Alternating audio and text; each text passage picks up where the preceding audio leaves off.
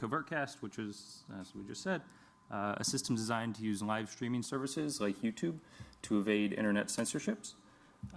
My co-authors are Amir and Vitaly. So normal censorship resistance setup involves a user inside of some sort of censored region who wants to access some kind of blocked or forbidden content. We assume that there's a censor or other adversary monitoring this content, or monitoring all the incoming and outgoing connections and doing some sort of possible filtering. The user ideally wants their traffic not to be recognized as accessing the forbidden content. And there's a number of services and systems out there that allow you to do this or attempt to do this, including Tor.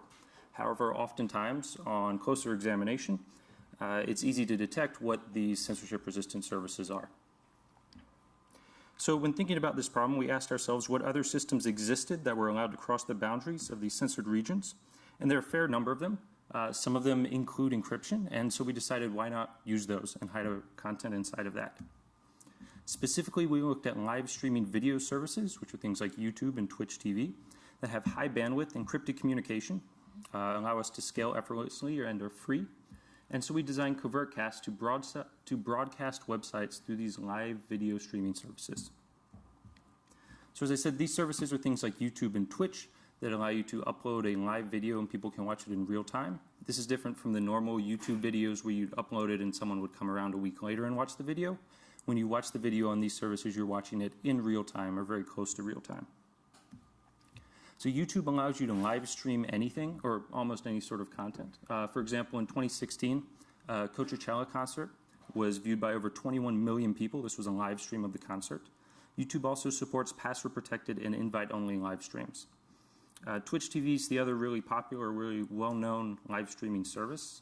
It focuses mostly on video games. It has more than 9.8 million monthly viewers, but does not support private streams. So we designed our system CovertCast to use YouTube, but it's almost completely system as agnostic, so it can be easily modified to use other services like Twitch or the dozens or hundreds of other live streaming services that cater to general audiences or niche-specific groups.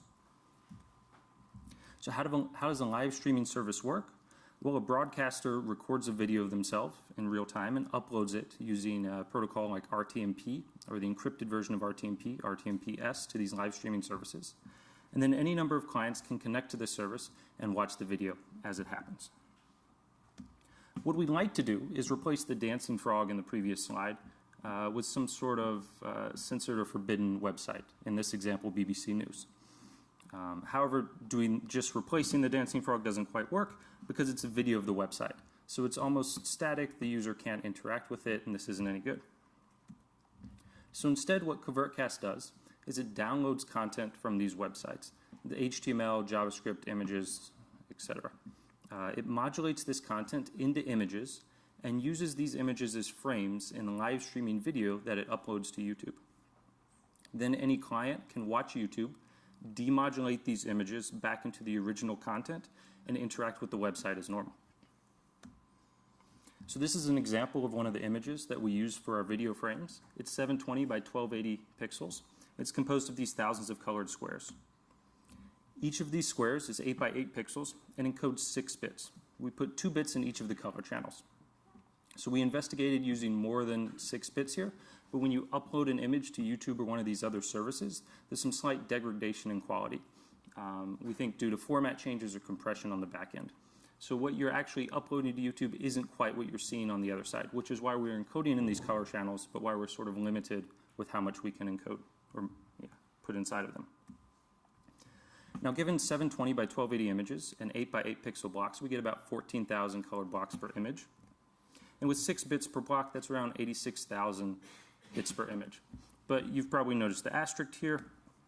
To help prevent these live streaming services from cropping the outermost pixels, which some of them do, some of these services do, we include an 8-pixel black border around the edge of these images. So we take the outside blocks and we just leave them black and don't use them to encode any data. This gets us down to a little under 85,000 bits per image. Now we also include the possibility to use error correcting codes in CovertCast. We found we didn't need them for YouTube, but they were helpful with some other services that we briefly investigated. So CovertCast uses 720p videos. We're able to do that because of the large size of the images. However, we're only able to send 2 images per second with YouTube. So we have to send 1 image for half a second and then a second image for another half a second. The reason for this is YouTube does not support rapidly changing frames where every color is switching between another color in between 10 times a second or so. If you try to use more than 2 images per second, you start seeing image artifacts in the graphics, or frames or images get dropped, and that makes CovertCast unusable in this. However, still sending 2 images per second gets us about 169,000 bits per second. Now, CovertCast is designed to be used by clients inside of censored regions. So once more, their content is being monitored by some censor, everything coming in and out. Conveniently, YouTube encrypts all video communication between the servers and the clients. On top of this encryption, with this encryption, it's hard for an adversary to use the current deep packet inspection or other sort of protocol fingerprinting to figure out what content or if CovertCast is being used as opposed to viewing a normal video with YouTube. We also investigated the metadata involved with these, the video packets. We looked at the packet sizes and timing, and we found that we were unable to distinguish CovertCast videos from other YouTube videos to any major degree. Now, I need to mention right here a small errata from the paper. In the paper, we incorrectly identify that the server, the CovertCast server, is uploading encrypted images or encrypted video to YouTube. There is an encrypted version of the protocol that YouTube uses, but YouTube does not support it. Now, you may have noticed that CovertCast is one way. The information only flows in one direction, and there's a reason for that. Live streaming services have an inherent latency. This is just part of their system we found of all the services we've investigated. So when you upload a video, if you're uploading a video of yourself and you wave and say hello, it's going to be around 30 seconds before anybody watching the video sees you wave and hears you say hello. So with CovertCast, that means if a client were to send some sort of GET request to the CovertCast server, and the server carries out that request, gets the response, modulates the response into the images and uploads them to YouTube, it's going to be around 30 seconds before the client actually gets the response to the initial request it sent. This is especially unreasonable given the fact that most websites have hundreds of pieces of individual content, each of which require their own requests. So what CovertCast does is every server is connected or associated with one or small number of websites. It has a web crawler that crawls through these websites, downloading the content, and then continually modulates the content into images and uploads that content to YouTube.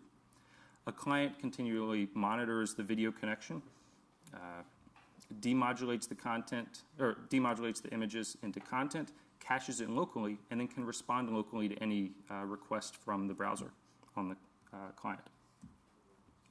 We've implemented these web crawlers for 5 news sites with CovertCast. Each of them take less than 30 lines of code. They're very easy to make. The 5 sites we have are 5 news sites: the USA Today, New York Times, The Guardian, Wall Street Journal, and BBC News. Currently, our functionality for the web crawlers are to send the front page of the news website and then some set number of linked articles from the front page, then the front page again, and then another set of linked articles. However, this functionality is also extremely easy to change. So as I've mentioned, CovertCast is completely one-directional. However, as an added benefit of that, we're able to scale very easily. And in fact, every additional client is no extra burden on the CovertCast server. This is due to the fact that we're using YouTube or these other streaming services, which are meant to be one-to-many broadcast. So, so YouTube handles every single individual connection from clients to YouTube, and the server, regardless of the number of clients, just has one video stream from itself to YouTube. We've implemented CovertCast primarily with Python 3. We use C++ for our video screen scraping. The server and client both use HTTP 1.1 proxies. HTTP 2 proxies would have simplified the implementation somewhat, but at the time, both Chrome and Firefox had bugs related to HTTP 2 proxies. We used FFmpeg for our video streaming, and our web crawling was done with the Ghost.py headless browser. To evaluate CovertCast, we loaded the front page and 3 news stories from all of our websites, and we had an average of 5 runs, or we took 5 runs and averaged the amount of time it took. To reduce the amount of content being sent, we requested the mobile version of these sites. We used a mobile user agent and an ad blocker on the server. As you can see, 4 out of the 5 new sites loaded in under 2 minutes, so it's about 30 seconds per page. The relatively large size of the Wall Street Journal is due to the fact that it did not have a mobile version of its site at the time and sends very high resolution images. So there's a lot more data that has to be modulated into images and sent. Now we also looked at CovertCast, its use under poor connections. We looked at 10% packet drop, 800 kilobits per second low bandwidth, and we also examined high latency. However, high latency had very little effect on video load time. The packet drop and low bandwidth are really pushing what you can do with YouTube 720p videos. Much higher than 10% packet drop, you can't view the videos at all. And the low bandwidth is less than half of what YouTube recommends for these 720p videos. In both instances, the amount of time it takes to load a video increases. This is both loading the video, and then while watching the video, it stutters. You see some frames for a longer time and then some frames for a shorter amount of time. In both cases, there were also a small amount of images dropped. These are less than 1% of the total amount of images that were sent. So there's some issues with CovertCast. As I said, it doesn't work with AJAX or client interaction. There's no way to send information from the client to the server. Looking at any HTTPS websites requires some sort of man in the middle or other possible security concerns.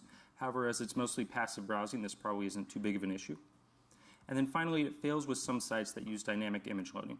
So for example, the BBC News, when you first load an article on BBC News, you get a very low resolution image. And then after the website is fully loaded, it requests a higher resolution image. CovertCast doesn't have these higher resolution images cached, and so responds with a 404, and the BBC News website replaces the low resolution image with these blank images on the right. Okay, so that's CovertCast, a censorship-resistant system with a few rough edges. It relies on live streaming services, which are free, high bandwidth, scalable, and encrypted ways to tunnel web communication, but they have a couple quirks. For example, the amount of images you can send per second, or the latency involved with them. And if you get nothing else from this talk, I hope you get that these are some really interesting services, and I challenge you all to try to go out and find other clever ways to use them, either expanding on what we've tried to do here, making it better, or finding other services or other uses for these services. Thank you.